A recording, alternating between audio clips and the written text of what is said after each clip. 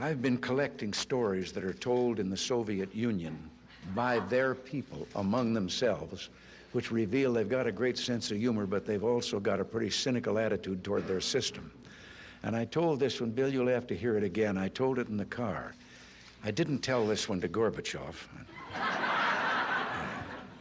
You know, there's a 10-year delay in the Soviet Union of delivery of an automobile. And only 1 out of 7 families in the Soviet Union own automobiles. There's a 10-year wait. And you go through quite a process when you're ready to buy, and then you put up the money in advance. And this happened to a fellow, and this is their story that they tell, this joke, that this man, he laid down his money, and then the fellow that was in charge said to him, okay, come back in 10 years and get your car. And he said, morning or afternoon?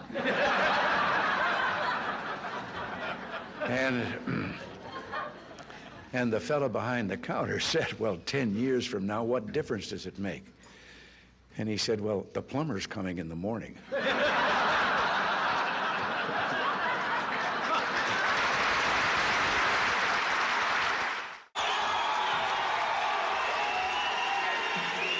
But in view of the last things that I just said, I don't know whether you know it or not, but I have a new hobby.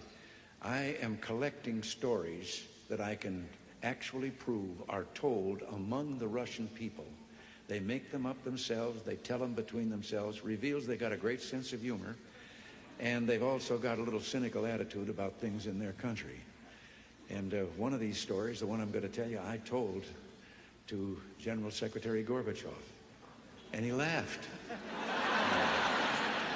The story was an American and a Russian arguing about their two countries, and the American said, look, in my country, I can walk into the Oval Office, I can pound the president's desk and say, Mr. President, I don't like the way you're running our country.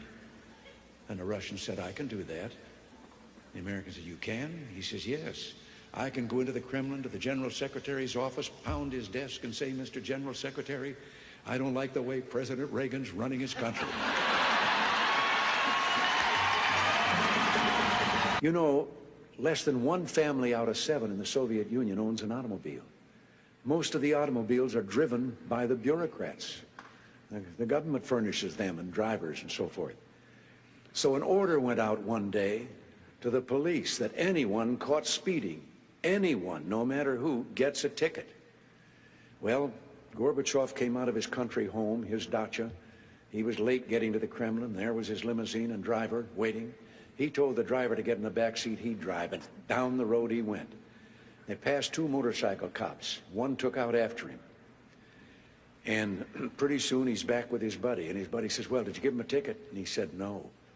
Well, he said, why not? Oh, he said, they're too important. Well, he said, we're told to give anybody a ticket, no matter who it is. Oh, he said, no, this one was too, I could. Well, he said, who was it? He said, I couldn't recognize him. But his driver was Gorbachev.